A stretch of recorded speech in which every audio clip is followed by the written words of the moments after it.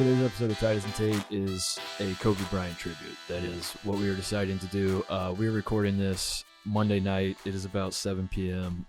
Pacific time here. If you're listening to this, it's probably already Tuesday, and at this point, it's probably been 48 hours since the news broke.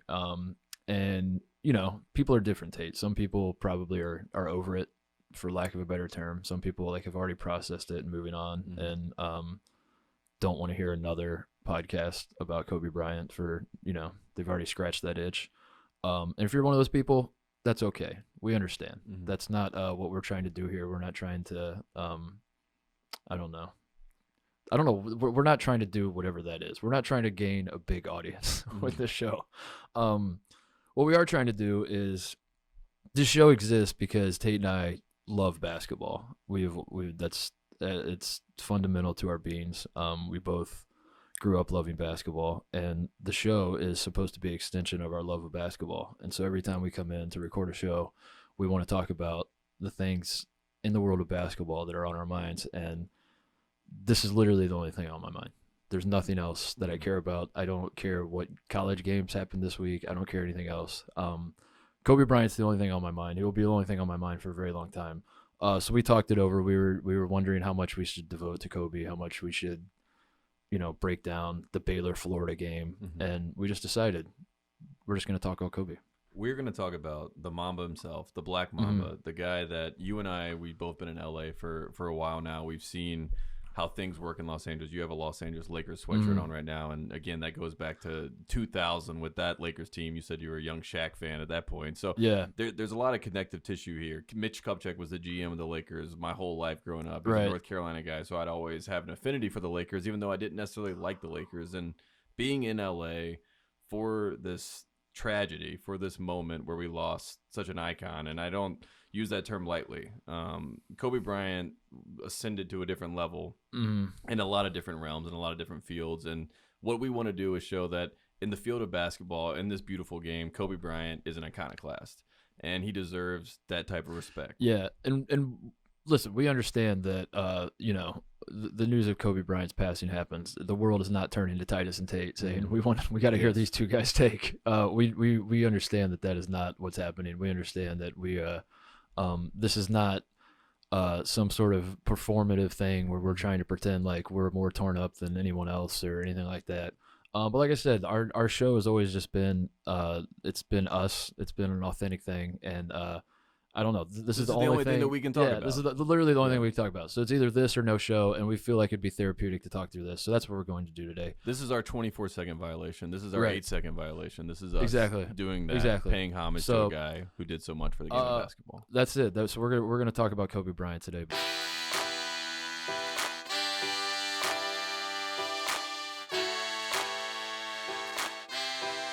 All right, we like I said, it is Monday night here in Los Angeles. We're going to first of all, I should say that Tate has no notes for the first time we've ever done a podcast, and all the years I've been, how many was it, 2 or 3 years, whatever it is. Let's just say 4 years at this point. It feels like 4 years. This is the first time you've never had any notes in front of you. I have the fewest amount of notes I've ever had. And the only reason I jotted anything down was just so I'm not completely scatterbrained, because I have a tendency to be that way. We just wanted to make this like as authentic and genuine and whatever else as possible. And like I said, just it's sort of therapy for us. And I guess I want to start there, Tate, because what is crazy to me about this is that you never met Kobe Bryant, I assume. I mean, not personally. Like Kobe Bryant would not be like, I know Tate. I've been in rooms with him and seen him move. Yeah. I've never met the man. Yes. I liked him as a basketball player. We'll get into that a little bit, like the impact he had on us, because we're both kind of the Kobe generation, so to speak. But I would never have classified Kobe as like an icon or an idol in my life or anything like that. And I, like so many people, am just completely devastated. And it's so weird because like the rational part of your brain kicks in, and you almost want to shame yourself for this, and you want to say like, what am I doing here? Why am I being so emotional for a man I don't know, for a man who is just like a celebrity, and it had no direct impact on my life. But then you think about it more, and you're like, it kind of did have an impact on my life. He was such an inspiration to so many people. So like that to me was is crazy because I guess let's start here. Like where were you? Mhm. How did you hear the news? Were you as shocked as I was? Yeah. It's a really weird conversation because the morning that it all happened, which was Sunday morning here in Los Angeles, it was the night before I was driving on the PCH, and the person I'm riding with in the car with, it was a very foggy night, right? We're driving everywhere, and I'm on the PCH, and I'm saying aloud, this is very dangerous. I cannot Yeah. see, 10 yards in front of me or whatever it may be. But you say things offhand, right? You just have this passing moment. And then the next morning, I was in Malibu, and I heard sirens at about, little shade before 10 o'clock in the morning. And, there was some complaints about the sirens and that they were all over. And it was kind of like, another day, live your life, 'cause move on. like, Yeah, you just don't. Sirens are crazy in LA all the time. It's You like, hear it all the time. And it's sort of like- like a big city. And then I Yeah. go from there. It's like 10:30. I'm at brunch, and I'm sitting there and I'm talking, and then on Twitter, obviously, and this is unfortunately how these things work. I see TMZ, and I just see breaking, and it says Kobe Bryant has died in a helicopter accident, and then it gets wiped. And I have this like 2-minute period of just, there's not many moments in life where you almost just feel like a sense of just like weight of just frozen. Yeah. And it was just, and I didn't say anything to the person that was sitting there with me. And then she actually said, "What's going on? Like, are you okay?" Like something happened, like as if it was a family member or something like that. And I didn't want to say anything because you don't want to start and say this tragic thing happened before it's confirmed. Right. I reached out to a friend of mine who was close to the family, and he calls me 10 minutes later, confirmed the news, and I don't, like tears, like you said, we feel very removed from the situation, so being brought to tears is something that's not necessarily a one-to-one in the situation for Right. me at least. And Yeah. it just struck me in that moment to have that reaction because I don't feel, you talked about not having notes, I don't feel prepared. I feel the most prepared yet the most unprepared I've ever felt to do something ever in front of a microphone, because I feel like I should be 50 years old, I should be a seasoned media professional, and then I should be talking about the passing of Kobe Bean Bryant. Right. You should And not I be should doing be this now. and I should be at that place. And the fact that hit me, and I knew that we were going to have to talk about him this way and have this full conversation for someone that had so much life ahead, I think that was what really hurts, and that's why that moment's so huge. So I'll give my story. I woke up Sunday. It was foggy as well, and I noted how foggy it was as well. Like it was, which is a weird thing to say in LA, because a lot of people have asked like what kind of day was it? Was it actually foggy? And it was enough so that people would mention it offhand. Wow, it's really foggy. Yeah, we the buddy I was with wanted to go to get brunch. I remember he said to me, "The fog, I love the fog. I love going to the beach when it's foggy, and it's so foggy out." And I was like, first of all, that's bizarre. I've never heard anyone ever say that. But like, if you want to go grab a bite by the beach because it's so foggy, that's cool. And so we went there. We were at the Venice Whaler. For those of you who know LA, it's kind of a semi-popular spot. We're at the Whaler eating breakfast. I put on the IU Maryland game, and Indiana was up 7 or something with like 5 minutes left. They were down 9 at halftime. They'd come back. It was a ton of fun. I get the text from my buddy Keller, who you know. He said, "Oh my God, Kobe Bryant died."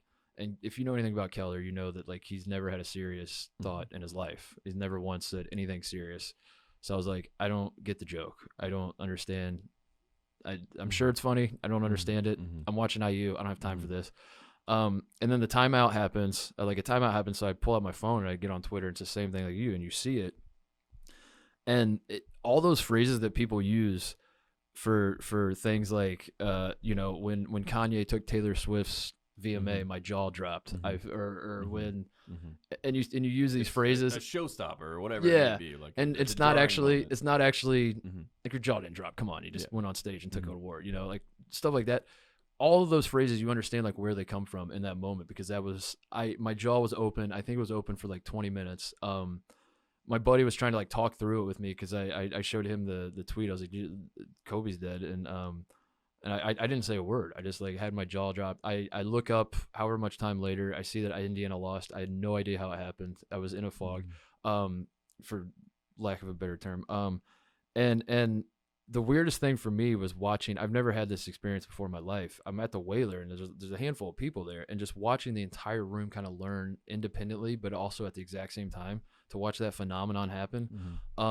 It was so crazy, and everyone just had the same reaction. I think it's just because like Kobe was. He's bulletproof. You know what I mean? Like, he's a guy that you just saw. He was supposed to be Bill Russell, going to all of these games and 30, 40 years, handing out the MVP trophies. He was the elder statesman. All of these things that everyone's been saying as the past 48 hours have happened, and all these people are pouring in their tributes and kind of saying, making the same points you and I are making.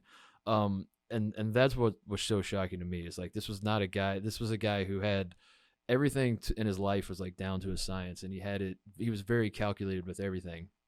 And I mean, I sat there and like really thought about it. And if I was like making a list of people I would be more shocked to see pass away, like you could probably count on one hand the number of people, just because, you know, I know it was a freak accident, and helicopters that don't have prejudice when they go down. It doesn't matter how healthy you are or anything like that. But we're talking about a guy that has hundreds of millions of dollars, is so eloquent and well educated for not going to college. He's one of the most educated. He's got to be one of the most educated non-college attended guys ever. Like all the markers, like if you're like an underwriter for a life insurance policy, you would look at Kobe Bryant's life and you'd be like, that guy is rock solid. Like, there's nothing that could take that guy down, and it's a freak accident. And I think, for me at least, that's what made this so heavy. Was, I mean, I think there were three things that played into it. One is you have the grief, the normal grief that happens when a celebrity dies. You know, Prince dies, and it's like, I love that man's music. I don't know much about him, but like, it's that pain. I feel like I know him, but I know I don't know him, whatever. Then you throw in the circumstances of this, which is a completely freak accident, probably avoidable in some ways. Like, if you really, I mean, obviously, like, if you could do it over, probably not going to fly the helicopter in that weather. And then on top of that, the children, his daughter, the other children involved, all of that just makes it absolutely soul crushing. And then the third one is, and we were talking about this before, it sort of triggers like an existential crisis, because I think, and I'll just speak for myself, but I assume I'm not alone in this, that when you look at a guy like Kobe, like I said, he's so like ironclad and just feels like a guy that nothing can take him down. And mortality won the day. And yeah, and you know, you get told your whole life, you're like, life is precious, cherish every moment, whatever.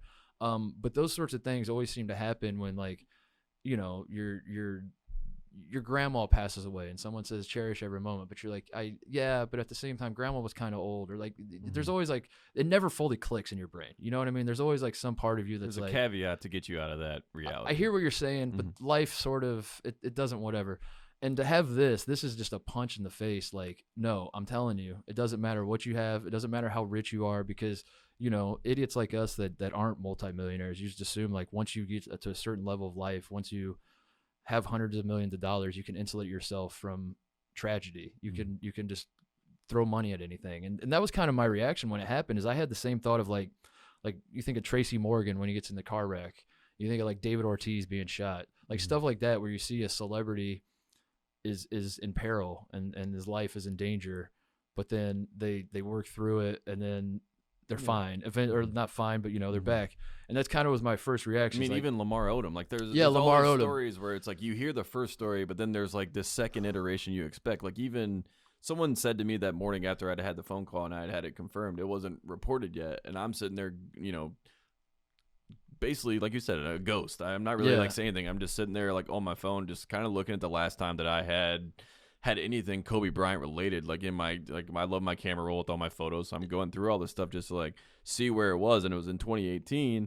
And as we're sitting there and this whole conversation is breaking out, I heard another table next to us, and they're like, Kobe got in a helicopter accident, but they said it as if, like you're saying, which is like, he's gonna be fine. But he'll be fine. He'll be you know what I fine. mean? He got in an accident, but he will be okay. There was not the second note. There was no dripping of the news with this. There was no like, he's in an accident, he's in critical condition, and then he passes away 2 days later. It was just like, you're going through your day, you're on Twitter or whatever, you're just scrolling through, and people are tweeting nonsense and terrible memes and all that, and then all of a sudden there's a tweet that says Kobe Bryant's dead. There's no no buffer. It was like, we're here, now we're over here. And it was just, I mean, that was how my brain processed it. Was like, surely he's not dead. Surely he's just going to go to the hospital. They're gonna do whatever the magic is. Like whenever you're rich, whatever it is they do, they sprinkle money on the guy, and whatever the problem is, they're gonna give him the celebrity medicine, make him all better, and he's gonna rehab whatever his problems are, and in 9 or 10 months he's gonna come out of a Lakers game and wave, and the crowd's gonna go crazy, and he's gonna be back, and that's what's gonna happen. That's how it has to happen, because that's how my dumb brain has always processed, like, it has to happen that way. And so to see a story, it's like, no, that's not how it happened. He's dead. He was alive, snap of a finger, now he's not. It's over. It's permanent. It's very, very sobering. And yeah, and I think that's what factors into it for, at least for me. Maybe I shouldn't speak for everyone else, but I've noticed that's an interesting thing about all this, is that so many people do seem to share that sentiment that, like, I wasn't necessarily the biggest Kobe fan, or they have all these things, but like, my God, this absolutely wrecked me. And it did me too. Like, I couldn't believe it, man. Like, I was with my friend. I go home to have, I was like keeping it all together as we were digesting the news and all that. The second I got home and I was by myself, I started bawling my eyes out. And and even as I'm crying, I'm like, what am I doing? I don't understand what's happening. But it was just like a raw emotion of everything. And I don't know. It's been crazy. And I think this is the first person that I can kind of remember in a sports vein, at least in my lifetime, where it didn't feel like it was, like you said, he was our class. Like, he was our... Yeah, we were Kobe kids, Yeah, man. we were Kobe kids. Yeah. We grew up in the I got the tail end of Jordan. 90s, millennium. Yeah, exactly. Like, that's who it was. That was our guy. This is Kobe Bryant. We all know Kobe Bryant. And I've seen all the... To me, like, Kobe, Derek Jeter, Tiger Woods were all in this class of, like...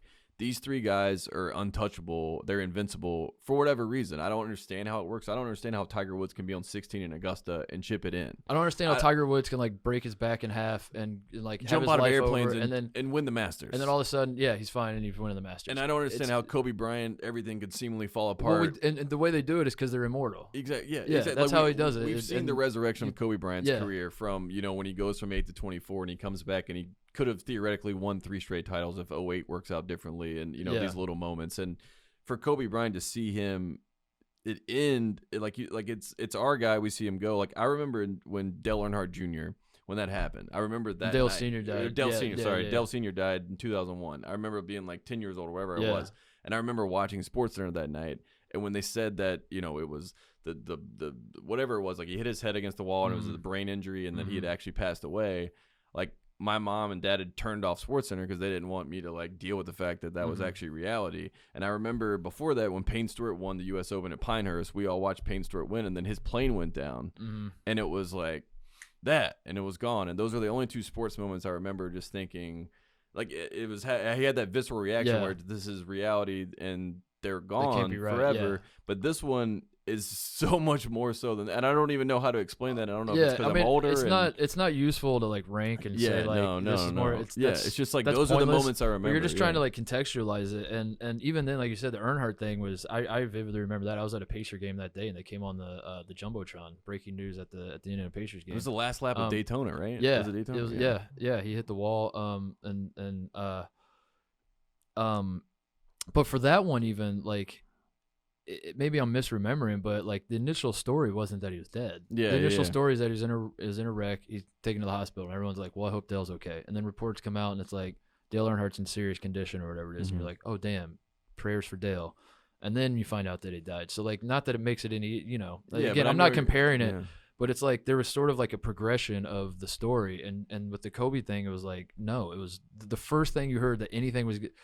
I hadn't thought about Kobe Bryant, and I mean, I thought about it because LeBron broke the record, but you know what I mean? Like, I had no thought on, like, what Kobe Bryant was doing with his day on Sunday. And the very first thought I had was the very first thought I had of him doing his day was when I learned that he had passed away, and it's crazy. To just think to think how quickly that all happens. You were talking about how we were Kobe kids, and I am wearing my I know most people are just listening to this, but I am wearing my authentic.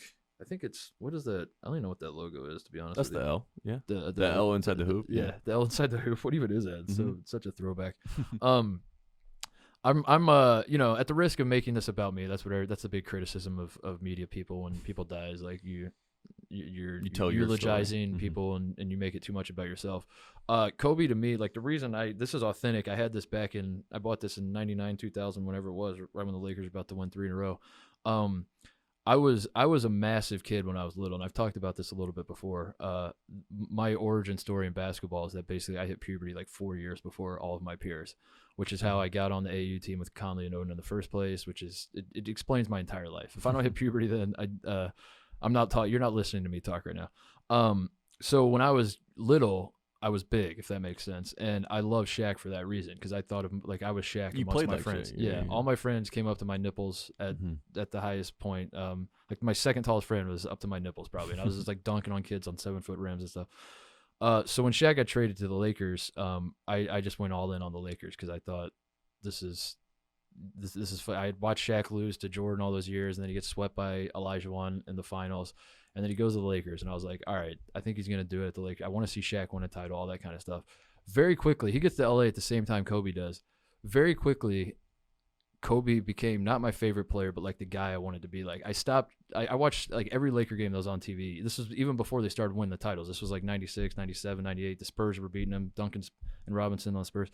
I'm watching all these Lakers games, and I'm like, Shaq's been my favorite player all these years, but my God, Kobe's so fun. Kobe's the coolest guy on earth.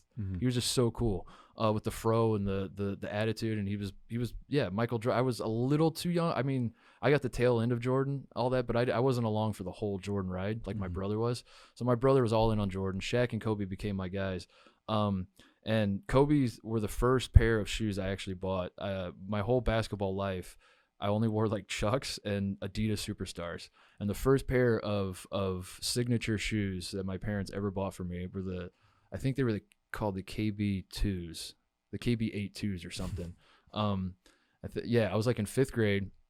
They bought me the Kobe's, and I loved them so much that I would take them to school, and for PE class, I would change out of whatever sneakers I'd worn to school. It was like a Mr. Rogers situation where he takes off one sweater and puts on another. I already had like basketball shoes on, and I would take those off and put the Kobe's on. And my PE teacher started calling me Kobe. He's a friend of my dad's.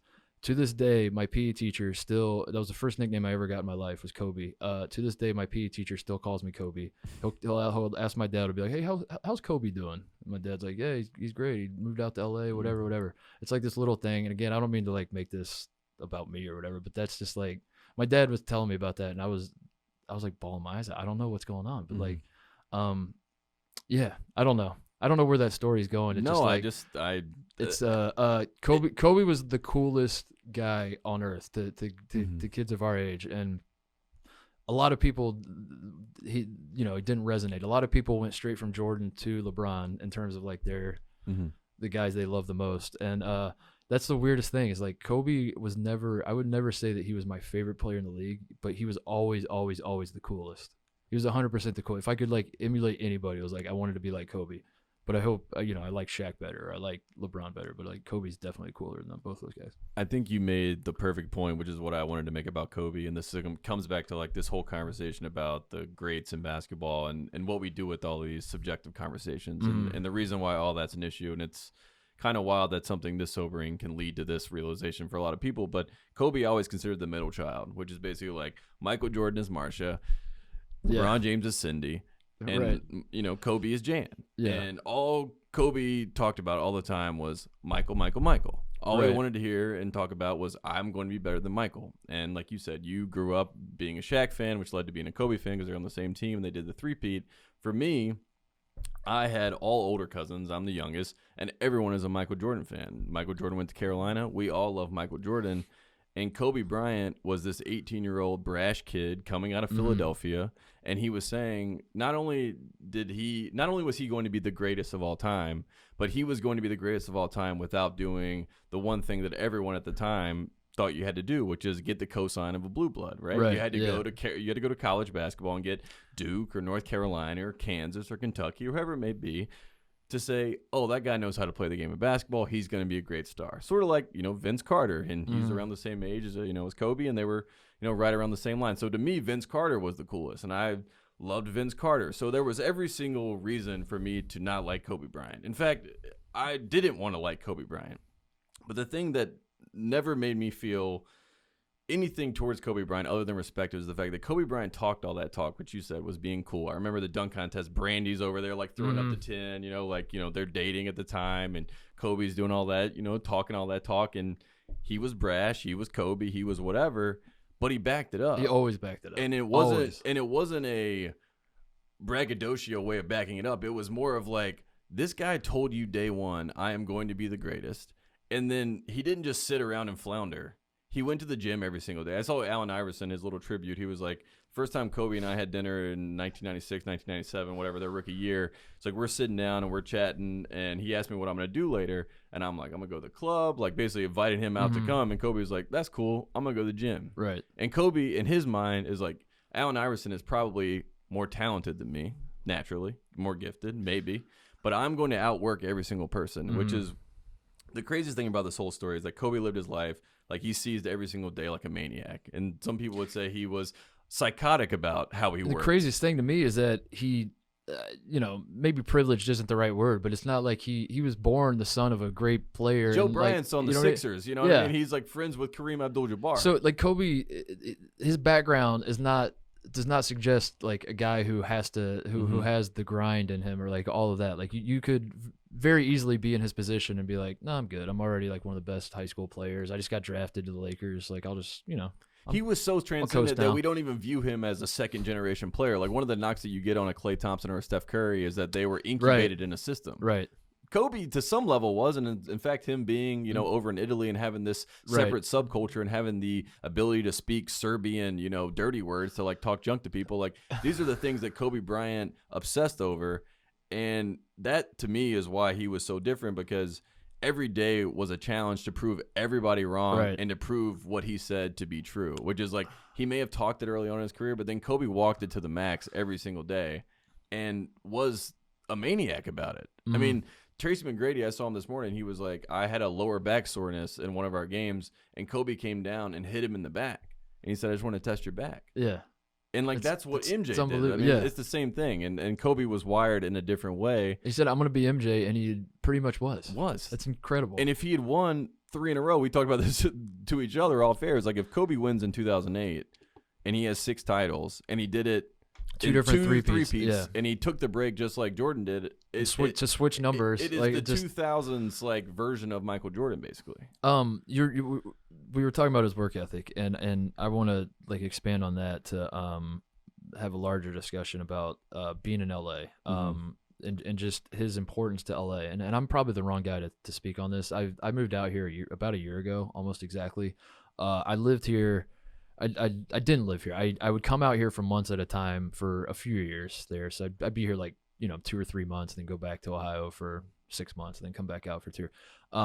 So I've been around LA a little bit, but I've been out here permanently for about a year.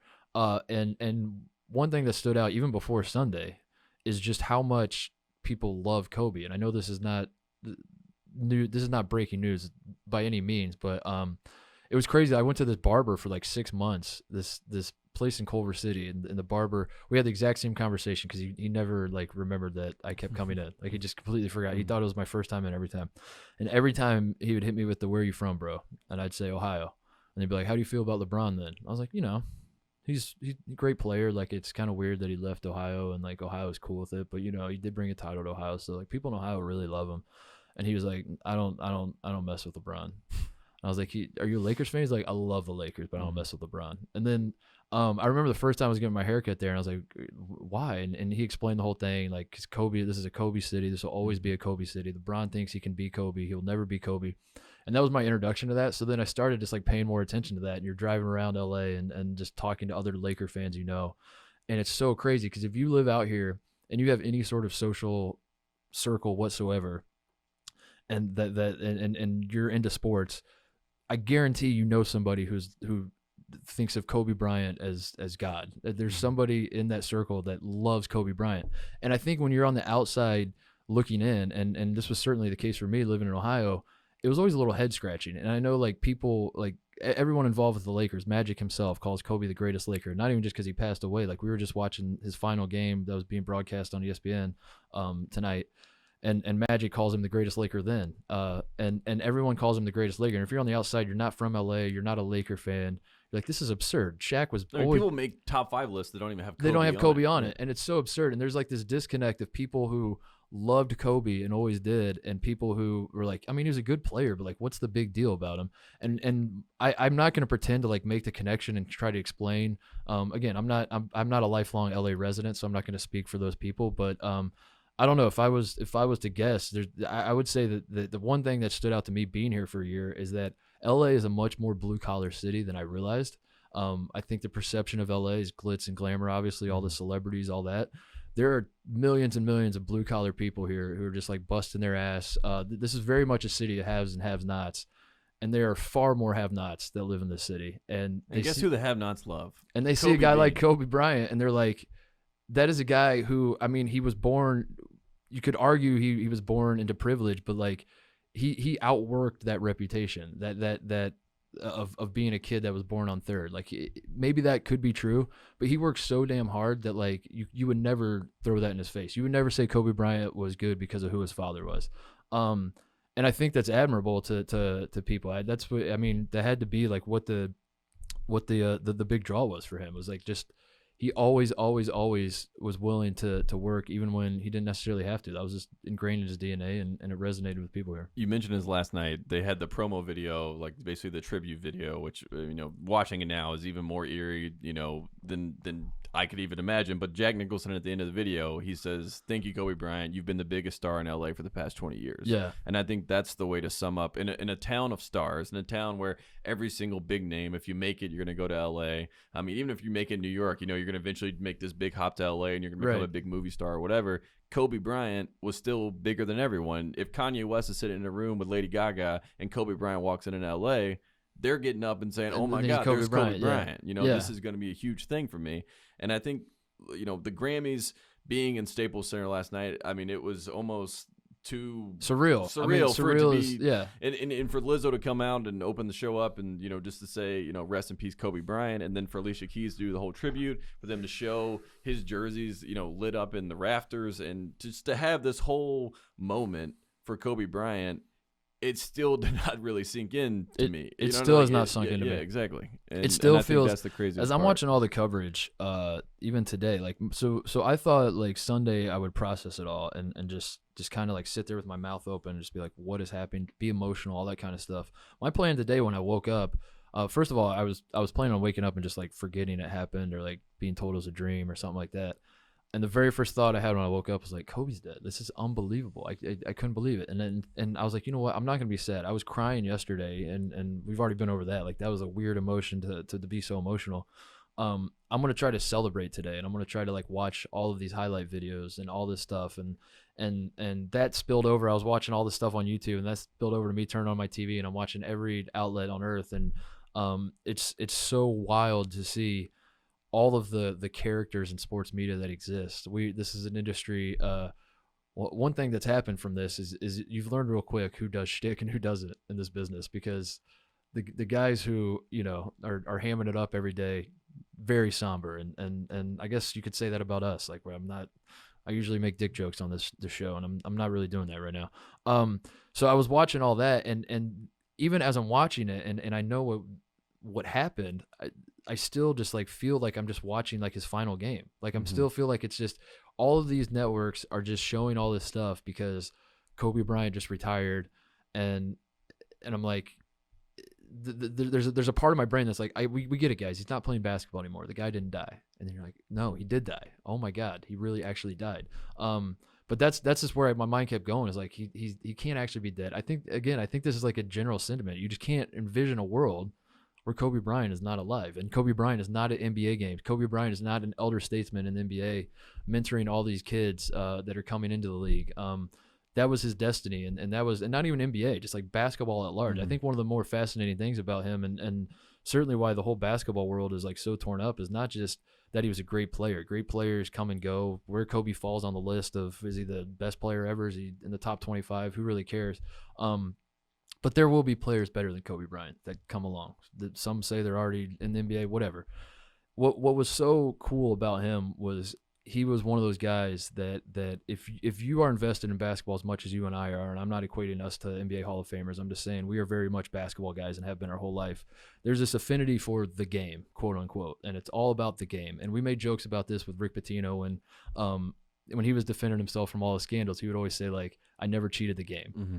And that's just like there's a common thread between everyone whose livelihood is basketball, is this appreciation of preserving the game, of teaching the game.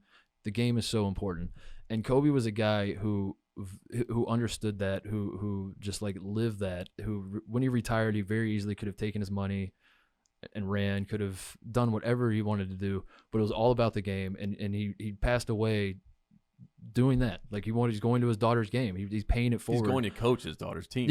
Yeah. And this was always like, and that to me is not an insignificant detail. I think like we were watching this tonight. I wrote this down. This is one note I wanted to make sure I had, because we were watching the final game that he was playing there on ESPN, and Magic gives the speech before the game starts. And in his speech, he said one of the very first things he said is Kobe Bryant has never cheated the game. So this is what I mean. Kevin Durant says, thank you for everything you've done for the game of basketball. Steph says, Kobe has had a huge impact on the game, and the game is in a much better place because of what you've done. And these are just over and over. And Phil called him an ambassador. This was before he passed away. This was his final game that he ever played in the NBA. That kind of stuff it matters, and why it resonates so much, and why all these young guys that are in the NBA that didn't necessarily play with Kobe. And I know he had a lot of relationships with a lot of the guys, but some of them didn't. They were just like, and they're still torn up. Because it's not just their idol, it's like their mentor as well, and it's this ambassador for basketball that you know, if Kobe Bryant could have been commissioner in the NBA and no one would have batted an eye at it. Mm-hmm. If he would have Kobe Bryant should be Magic Johnson standing there in the middle of Staples Center congratulating someone else on 20 years with the Lakers, 20 years from now. Yeah. That is who he's supposed to be. He's supposed to be the next man up. He's supposed to be the next ambassador for the Lakers. And I think you talked about he could have, taken his ball and gone home and just let it be. If there was any reason to do that, it's because LeBron James came to the Lakers, and took that throne. Took his throne, quote unquote. He is the one now, and instead of doing that and being that way, which I'm the biggest Michael Jordan fan probably around, honestly. Like I love Michael Jordan. I don't say anything bad about him. Michael Jordan would not have done that if Kobe Bryant had gone to the Chicago Bulls and tried to take his throne. But Kobe's sitting front row there. Right. He's dapping up LeBron because, again, it's about the game to Kobe Bryant. Yeah. And I think the biggest knock on the biggest I think a lot of people that are great, there's always misconceptions about who they are and what their motivations are. And I think the biggest misconception about Kobe Bryant's motivations were that they were selfish. And they were not selfish. And they were never selfish. In retrospect, and this is probably the biggest error that media people made, and I'm sure they're reflecting and thinking this is they weren't selfish. They were, again, for the game. This is why, like, the whole beef with Shaq, like, when it happened, I was a Shaq guy, so I was like, I'm siding with Shaq. Shaq goes to the Heat, and I was like, yeah, hell yeah. Then I probably didn't love Kobe at that time. But looking back, you're like, of course he feuded with Shaq. To Kobe, like, to give anything less than your best is, who was that? Steve Prefontaine, I think. To give anything less than your best is a sacrifice of the gift. That was Kobe's mentality. He was like, Shaq's mentality is like, I'm already the greatest. We've already won titles. I want to go have some fun. I'm going to make some movies. I'm going to make rap albums. I'm going to enjoy celebrity status. Kobe was like, I play the game. I respect the game. That's all I care about. In a lot of ways, Durant's that way right now. Mm-hmm. And I think it's interesting that I mean, I don't know if this is the forum to make that point, but like Durant strikes me in the same way that people hate him so much, and he's so vilified for joining the Warriors, for making selfish decisions, and it's about him getting the ring. Whereas like he's been consistent with his approach the whole time. He's like, I just love the game, and like going to the Warriors wasn't about necessarily winning a ring for him. The Warriors made him fall back in love with basketball. Yeah, it was about basketball. The story. He was the game, and which is why I found it fascinating that even in that goodbye thing, that was the one comment that Durant had was, "Thank you for everything you've done for the game," because Durant has the similar makeup of like, my life is the game of basketball, and always will be, and Kobe was that way, which is why it wasn't NBA basketball.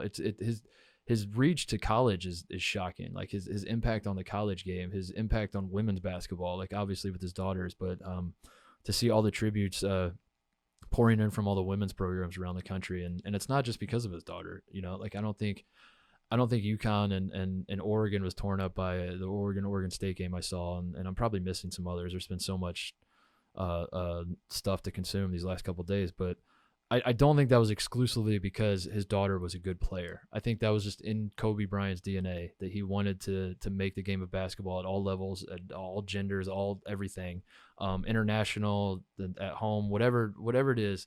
The game of basketball mattered greatly to this man, and he was going to give his life to it, and he ultimately did. And I think I was talking about people viewing Kobe as selfish, and I think I'm the biggest culprit of that because I remember in 2002 when they were going for the three-peat, I did not want the Lakers to get a three-peat because I thought that was very special and immortalized with Michael Jordan. He had done it, the first time around, 91, 92, 93, then came back and did it again 96, 97, 98. And when Kobe was going for that, the fourth game, they're going for the sweep. The Nets are not great. You know what I mean? They're just happy to be here at this point. And the fourth game, he comes in a full Michael Jordan get-up. He's wearing a Michael Jordan jersey. He's wearing Chicago Bulls, everything. And at the time, I found that, I'm 10 years old or whatever I was. And I was hurt by that because I thought that he was trying to say, like, I am him now. Yeah. And if you look back at what has been after the game of basketball, after 2016, since he's left the game and what Kobe's done and what he said after that, we're talking about the fact that he respected the way that Michael Jordan was able to be that much of a competitor, to be Michael Jordan, to be that great, that he wanted to idolize that person. And it's so funny. I was watching that footage behind the scenes, and Kobe's wearing the stuff, and they're after the game, and Shaq says to him, he's like, it's about time you put on your jersey, right? And Kobe just starts laughing. He says, it's about that time. And he's like smoking a cigar, and he's having this whole little moment. And it's like, because Kobe Bryant he wasn't wearing the Jordan jersey because he was trying to think about Kobe Bryant at that moment. He was wearing it because he was like, my idol, who I saw do this, to be a champion. I have this moment now. I made it to this point, and I want to pay homage to him and to the game that we are here. We are the next iteration. The baton has been passed to us. And that obviously doesn't trigger with you and you view him as like an enemy or whatever, and I was pulling for the Nets at the time. But then seeing that moment and Shaq saying to him and seeing his reaction of like, it was almost like you finally got the pat on the back, you know what I mean? Like as if he had been waiting for Shaq to say that to him, you know, because they were obviously running mates. Shaq, and for the second championship, he literally points at Kobe at one time. He's like, that's the reason we won this championship. He's the one that's running this team. It's not me, even though he's probably the best player on the team. But Kobe, he loved the game and what Michael did, and he wanted to be that. I mean, maybe a silver line. I mean, this is, again, like, there are no silver lines. This is horrible. It's devastating, all that kind of stuff. But it would be cool if a lesson we could all learn from this is, like, stop ranking players. Yeah. Who gives? Stop. Who cares? Who cares? Who cares? Really? We don't need to sort through whether Do you think Kobe KG was better. cares that he shouldn't have won the MVP in 2006, 2007, whatever it was? You know what I mean? It's like, who cares? No, like the lesson you learn is like all these guys genuinely do just love the game. Like LeBron, Kobe, and Jordan, maybe they do care, but I don't think they do. I really genuinely don't think that Kobe Bryant cares whether he's thought of as better than Michael Jordan or LeBron James. I really don't. I think Kobe Bryant cared about, I'm going to give everything I have to this game for as long as I'm on this earth, and however people won't see my legacy, I'll leave that to them. I don't care. I'm going to know that I gave it my all, and he respects, like you said, like he obviously idolized Jordan. He wanted to be Jordan. He said, I am going to be Michael Jordan, basically, and he did become Michael Jordan, as close as anyone's ever come to Michael Jordan, all the way down to the mannerisms, the way. And it felt disingenuous at the time, but as you look back and you see everything, it's like, no, this guy was literally studying Michael. Like Tracy McGrady told this whole story. It was like when he met Kobe when they were younger, he went to his house with Joe and everyone, and he was like, and we were watching old MJ tape together. And he said, I've never seen someone start like rewinding to go back to a play. And he was like, I'm looking at him like, what's wrong with this guy? And it's like, Kobe's watching tape when he's not even supposed to be watching tape. You know what I mean? Like, because he was that infatuated with the idea of being great. And now he felt that way about LeBron. You know, like there's no part of him that's like, screw this kid that's taking over my franchise and whatever. And the same is true of Jordan to both of those guys. Like Jordan is, and I mean, I think as fans, you just assume that all of these guys hate each other, but as it turns out, like the fans care way more. Colts and Patriots fans care way more about Tom Brady versus Peyton Manning than Tom Brady and Peyton Manning have ever cared. They've both just like, you know, and the time they're like, we're happy to be in this conversation. Who is the greatest? Who is the greatest? They're both like Joe Montana's the greatest. You know, like no, they're both like, I did not want to play him. That's really what it comes down to. And the same with like Bird and Magic is like, who's better? Like neither one of those guys cares who's better. They will both, you know, and I know people are probably listening to this and they're like, you can't actually believe that. I guarantee that Jordan wants to. I don't necessarily think that's true, to be honest with you. I think Jordan probably quite like, of course they're going to talk trash. Of course, if you got all those guys on the court at the same time, they're going to think that they're the best. But as far as like keeping them up at night, there's no way. There's no way that like Michael Jordan is losing sleep saying like, is LeBron James going to take over my legacy as the greatest ever? No, it's stupid. It's stupid. It's a waste of time for everyone. And when you see today and you have this conversation now, it does seem completely like a waste of time. I kind of want to talk about I told you about the Kobe being a middle child. It's kind of funny because like Michael's the Black Cat, Kobe's the Black Mamba, and then Harrison Barnes is the Black Falcon.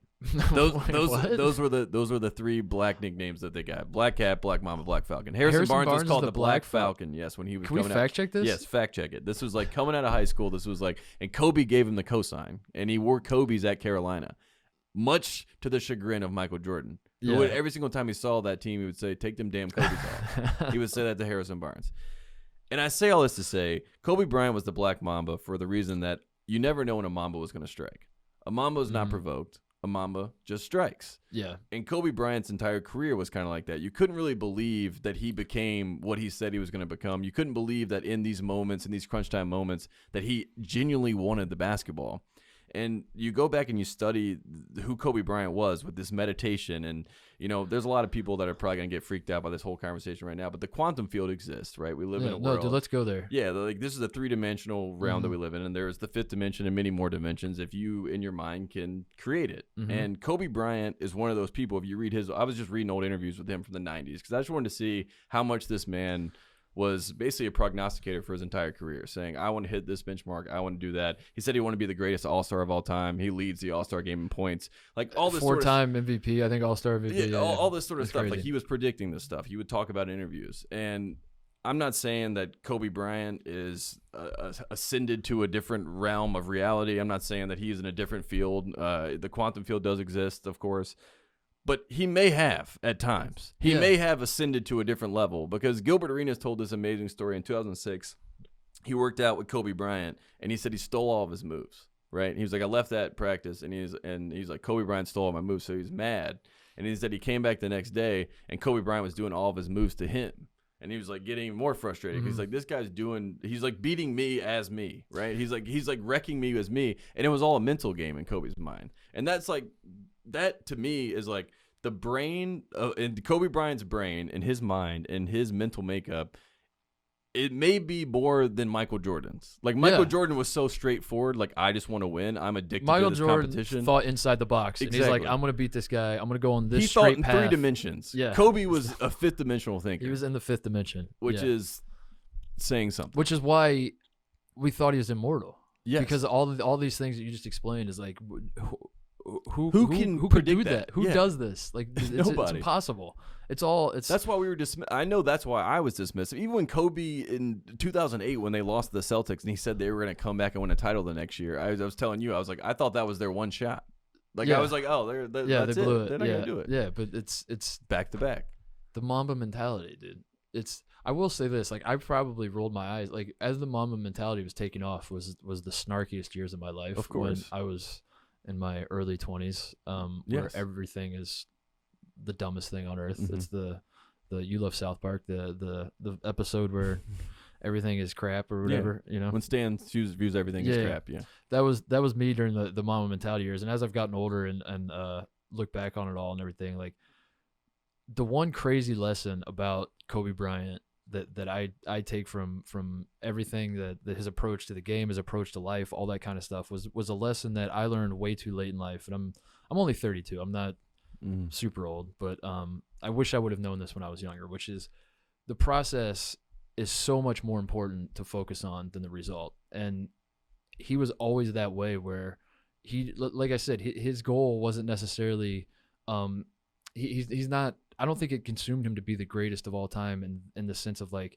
if I'm not the greatest of all time, I'm going to be a failure. What he was more focused on is like, I'm going to wake up today and I'm going to bust my ass to be as good as I can possibly be. And I'm going to do that tomorrow, and I'm going to do that the next day, and I'm going to live my entire life, and I'm going to focus on the process. And however it shakes out, I can't control that. I can't control what the results are, which is why I think he was so fearless when he took last second shots, because he's like, I've prepared myself to get to this point. Whether it goes in or not is ultimately not up to me at this point. Like, I'm going to shoot it. I've done all the work.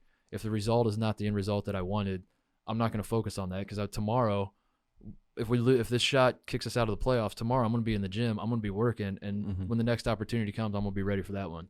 And this was something that in my life, I was the exact opposite. I was the guy who I would much rather take a class, for example, in school and get an A+ and not exert an ounce of effort than like get a B+ and learn a ton of stuff and you know, feel fulfilled from whatever that experience was. And I don't know, that's like something I will take with me, not just like I've been trying to like rethink that way in my life. And Kobe, you know, I'm not going to pretend like I have Kobe pictures on my wall and he's like an inspiration of my life, but that certainly is that approach. People who do that, I admire so greatly because I don't know, that's like the big lesson I give to people. And I know we have a lot of like younger listeners and high school and college kids, so I don't mean to be your parents lecturing here, but that is something that I think is super, super important. And the younger you learn that success is not measured by the end result. Like don't look at like did I achieve, like don't make your goal like this definitive thing. I don't think, this is my view. Make your goal like to honestly try your best. And it sounds so stupid and hacky coming from, you know, usually when you hear that, it's your third grade teacher, like just try your best and follow your dreams and all that. But as I've gotten older, I see how true that is, that the process, if you just stay true to the process, success will come and go, but in the end, you'll figure it out and everything will click, and your legacy, whatever that may be, leave that up to others to decide, because you'll know that, you know, when it's all said and done, you gave it all you had. My response, agree 100% on that. But the funniest thing I can think about with the Kobe situation and the conversation around Kobe is like every single person, whenever you're lying, right, and someone calls you on it, the first thing you do is try to explain what happened, which is to say that you lied, and you're going to tell why it's not a lie. You're going to defend what you said. That's not a lie. Here's what exactly. Yeah. And with Kobe Bryant, my favorite thing about him since he left the game of basketball in 2016 is every single time he would sit down and they would ask him, "You going to come back, Kobe? You're going to come back? You're going to do this? LeBron's coming. You want to play with LeBron? You're going to do this?" He never wavered in the sense that it wasn't even a thought. And I think a lot of times guys will hang it up. Even, you know, Michael Jordan did this. He hung it up and then he sat around and he said, "I don't know what to do with myself. I need to come back to the game of basketball." Kobe Bryant had exerted so much effort and had expended every single ounce of himself on the basketball court that he knew there was nothing else he could give. There's nothing else, yeah. And I don't know how many people we've had that in the sports world that has been so content at the end of his career. To that point, it would be very easy for him to say, okay, Michael had 6, I had 5, I have to keep going until I get to 6. But that's what I'm saying. It's not, that's a results-oriented way of thinking about it, is like, I have to win as many titles as Michael did or else I'm a failure. The Mamba mentality, in my eyes, the way I interpret the Mamba mentality is, don't look at the titles. That's the byproduct. That is not what you are trying to do. That is the 3-dimensional result. That is the 3-dimensional. Yes. Do the 5-dimensional. Focus on the process. Give it your all. And when you're out, you're out. That's it. And it's over. And whether you won 0 titles or 5 or 12, it's irrelevant, because you did. All of that is left to chance to a certain extent. It matters like what franchise you're drafted to, who your teammates are. All sorts of factors factor into how many titles you win. All that stuff you can't control to a certain extent. You could, you know, as much as people think like one player can win basketball games, that's not true. There's a lot of outside forces that go into that. What there are no outside forces go into is the effort you exert every day, like how much you're devoting your life to this purpose you're striving to achieve. And I don't know, he was consistent with that every step of the way, as you said, even in the All-Star games, which is like, honestly, that you could like boil his legacy down to that. Is like the guy busted his ass in All-Star games. Amongst All-Stars. Yeah, you know he busted his ass in All-Star games because he doesn't know any other way. He's like, I'm out here, I'm going to kill everybody because that's what I do, and I can't take plays off. It's not in my DNA. And he never has, and he never will. And I'll tell you this: like the Charlotte Hornets drafted Kobe Bryant 13th overall. If Kobe Bryant had gone to the Charlotte Hornets, I don't know if he would have won 5 championships. I don't know what the end result would have been. But I don't think the Charlotte Hornets would have sold the franchise. I don't think I would tell you this. Like, Kobe Bryant was that much of a transcendent person in the building around other people. And that is why you've seen the Lakers.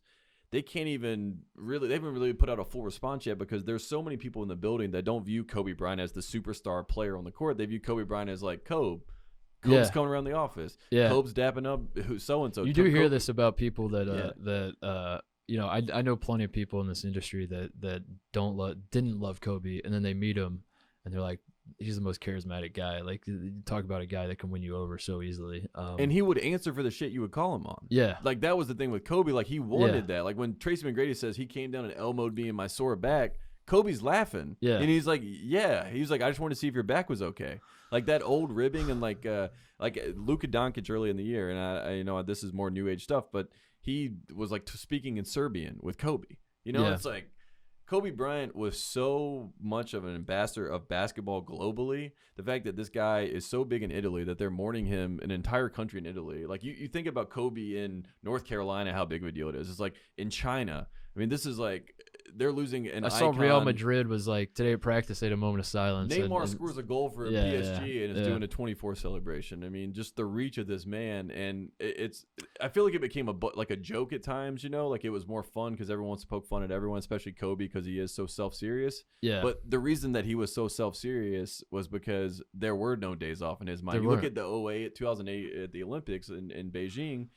The rest of the team is younger. It's Dwayne Wade and LeBron, all those guys, and you can tell that they're like trying to get their like older friend Kobe in on the game, and he's just kind of like.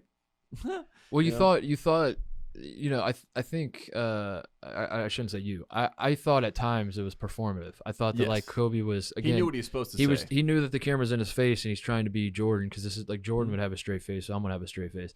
And as the years go by, again he's just consistent. And no matter what the thing, he's talking about his daughter's basketball team, and he's got that same like fire in his eyes as he talks about that, and you realize, oh my god, this guy is just this way. This is just how he's wired. It's incredible. I remember one of those times we were at dinner with Roy Hibbert, and we asked him about Kobe in practice, and it was the infamous Kobe, like he's yelling at Mitch Kupchak, and he's like, get these bums out of here, you know what I mean? And it was when 2014, I think, is the year it was, and they're terrible. They're gonna get D'Angelo Russell in the draft the next year, and he's basically spending the entire practice yelling at Mitch Kupchak about how terrible Jordan Hill and the rest of the team is. He's like, Jordan Clarkson's terrible, Nick Young's terrible. He's like pointing everybody out and just saying they're garbage, they're bums. Like, I can't even practice with these guys.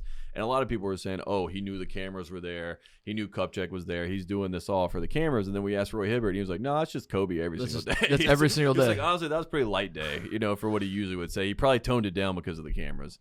And that pretty much speaks volume to who Kobe was. And he also, again, going back to the whole middle child thing, is like he got the Jordan generation to the LeBron generation. Like, without Kobe Bryant and without Tim Duncan, those two guys together, the NBA does not survive. In the same way that Magic and Bird were able to come in the 70s and make that happen. Like, they were the bridge years, and you think of them as bridge years, but they're not. They're beautiful games. Great and like years, the Spurs-Lakers rivalry in general, unbelievable. And the Kings in the early 2000s, the Trailblazers, all these games and moments that you had with Kobe, like he had 9 lives. I mean, he was just like all over the place, and every single time you kind of thought, oh, this might be the end. Even when he tore his Achilles in 2012 against the Warriors, and Harrison Barnes, a Black Falcon, is guarding him, and he goes and shoots the free throws.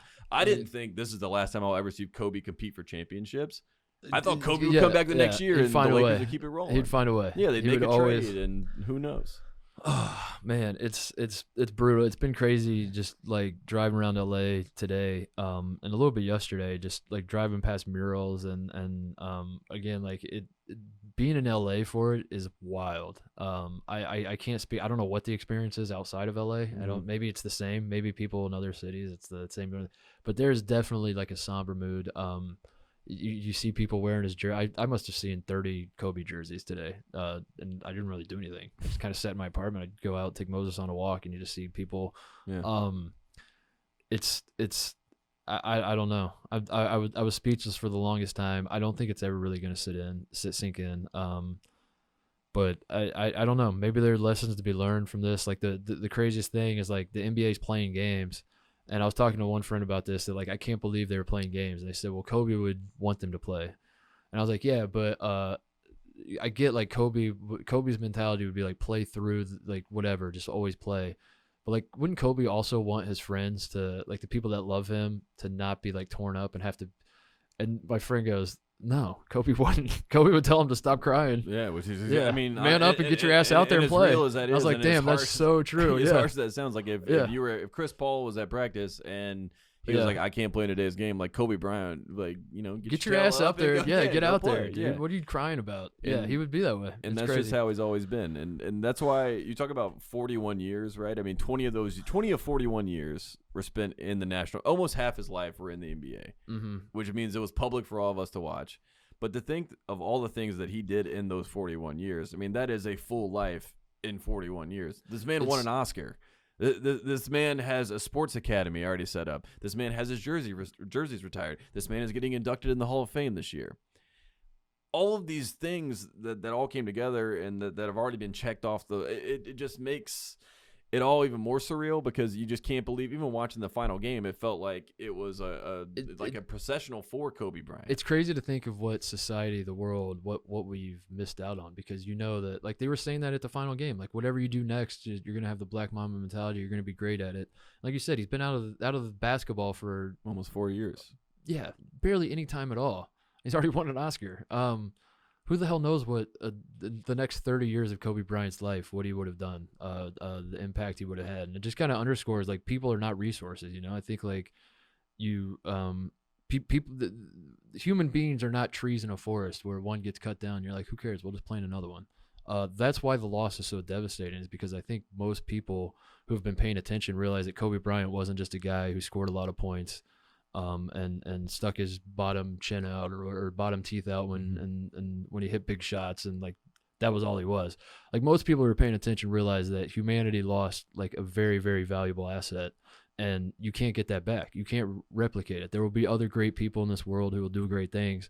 There will never be another Kobe Bryant who just was wired the way he was and had the impact that he had on so many people, and I think that's what really sinks in and sucks. And there's really no other way to put it. It just sucks. So there's no other way to put it. I feel like just moving forward into like what is the legacy of Kobe Bryant, those conversations, and we talked about this, I mean, that is for the Hall of Fame. That is for right now. It's still grievance. It's still grieving. It's still, us trying to piece together and put together what is, Kobe Bryant and who he was and where he was at this stage in life, and bringing it back to the Black Mamba mentality. I think that mentality actually had shifted a bunch. And I think, and I'll say this because you were talking about, did Kobe want to be the GOAT or have 6? I think in 2006, if you talked to Kobe Bryant, absolutely. Probably, yeah. 100%. Yeah, you're probably right. And there's no ifs, ands, or buts about that probably in his mind, because he was so locked in on this larger vision. But since he left the game of basketball, a lot of people leave and they don't know what to do with themselves. He completely dedicated himself to his family from what we've seen. And he completely was all in on Gigi's career. And I think,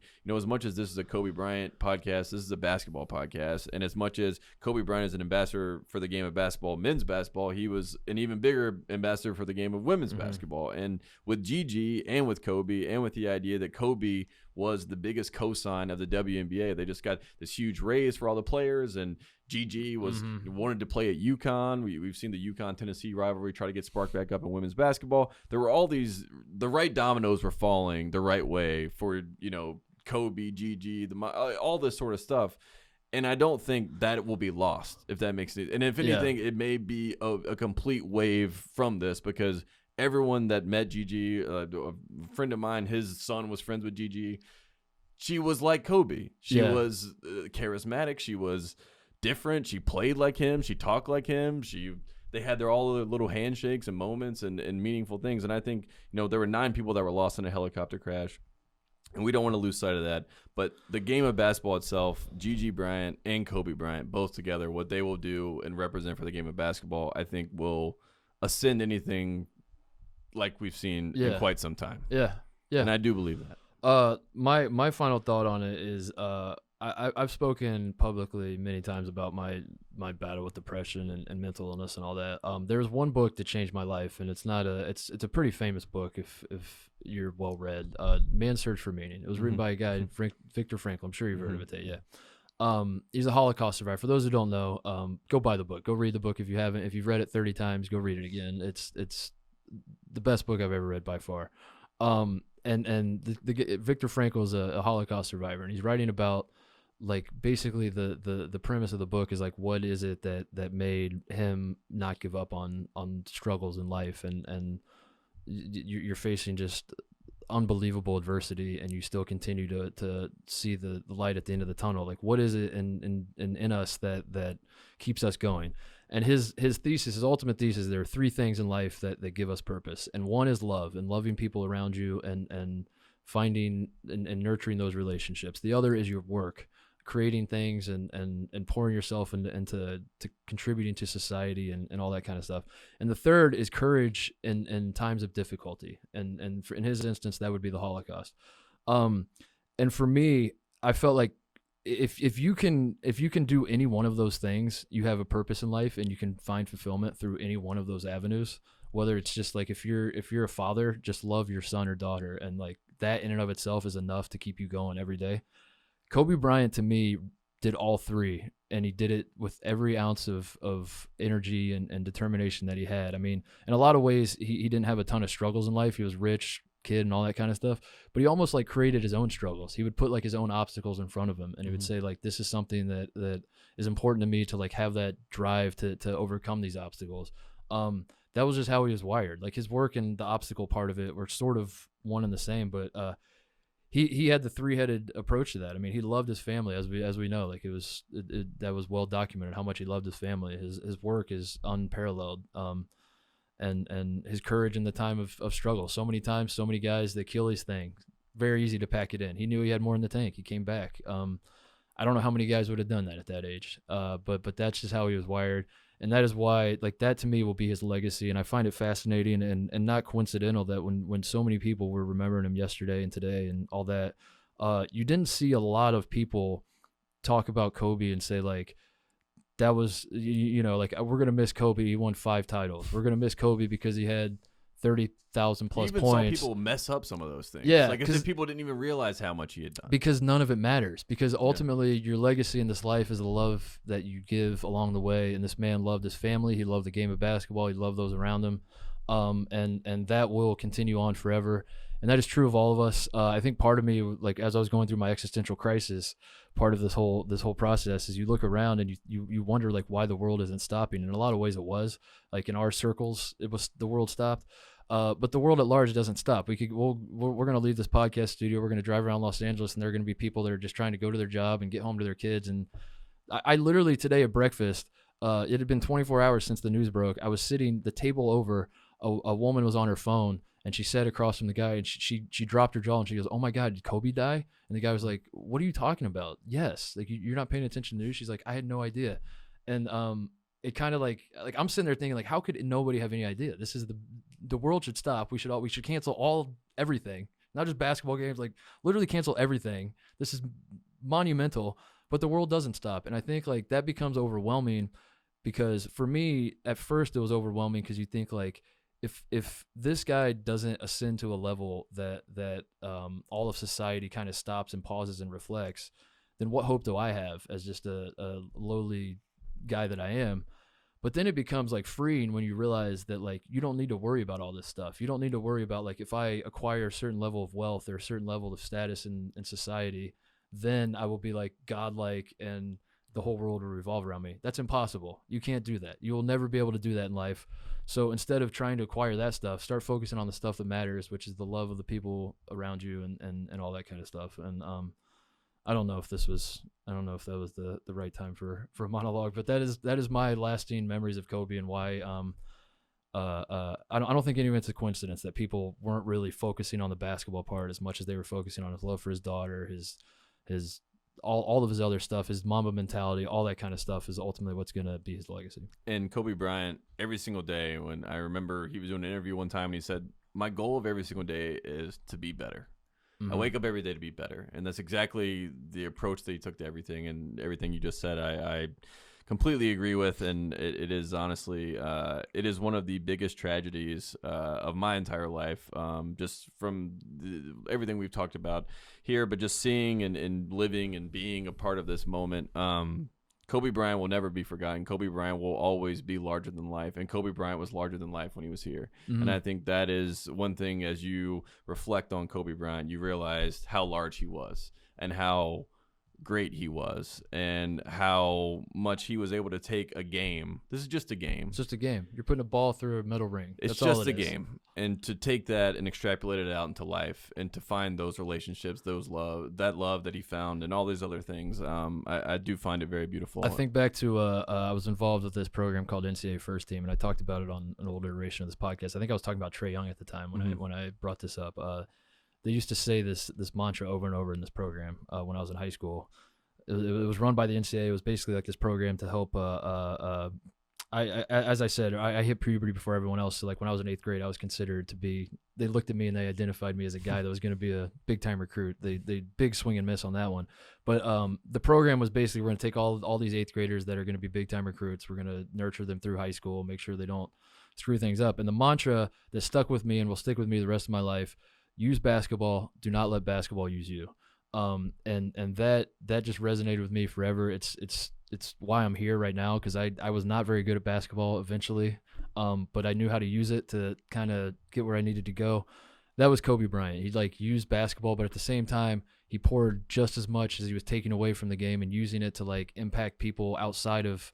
Because as you said, it's just we're putting a ball through a metal ring, yet you have people all over the world in mourning, and it's not because they love his fadeaway jump shot. That is not why people are upset and sad about this. It goes way beyond that, and I don't know. It sucks. It's a terrible day. I will say this, Tate. I'm not a betting man, but I do want to put every dime I own on the Lakers winning the title. Yes. Because the NBA is going to find a way. If LeBron and AD can't find a way, the NBA will find a way. There's only two alternatives. I remember the last thing Giannis Antetokounmpo had said to it, like Kobe had said to Giannis, was it's time to win a championship. Giannis deleted all of his social media after this moment. No one's heard anything from Giannis. Oh, really? I didn't know that. So it's basically like Giannis or the Lakers. I don't know who is going to be more fueled by Kobe, but whoever wins a championship will be, discussing the Kobe Bryant legend, the Kobe Bryant story, and I think that will live on for a lot longer than a lot of us. Anything else before we go? I think we hit it all. We can get some shout-outs and closeouts if we need to. I just want to shout out Trae Young. You mentioned Trae Young, and him wearing number 8. And just more of all of the acts that were done on the basketball court. Trae Young wearing number 8. Gigi saying that Trae Young was her favorite player on a basketball court. And for him to go out and drop 45 points and have this amazing game, I know it's really hard to play under the circumstances, but that's what Kobe would want. We talked about that earlier. And if Kobe Bryant's watching and saw that game, Kobe Bryant's proud of Trae Young. And I think that's just one iteration of how many people, kind of stepped up and said, I want to honor this man who made me fall in love with a game that we all love. And that's why you have to appreciate Kobe Bryant. Yeah. I don't really have anything else to say. I think I left Kobe would be proud of me. I left it all out here. 100%. I gave Mamba mentality to this podcast. I had nothing else to say. We'll be back on Friday, back to regularly scheduled dick jokes and what have you, and breakdowns of games between 19-year-old quote-unquote amateur people being used players. By basketball. People being used by basketball. We will get back to that. Tate will do his Pac-12 update. Yes, that will be on Friday, not today. We'll bring it back on Friday. But yeah, we just wanted to. I don't know. Kobe is he's an icon and always will be, and it sucks. So that's it. See you guys Friday.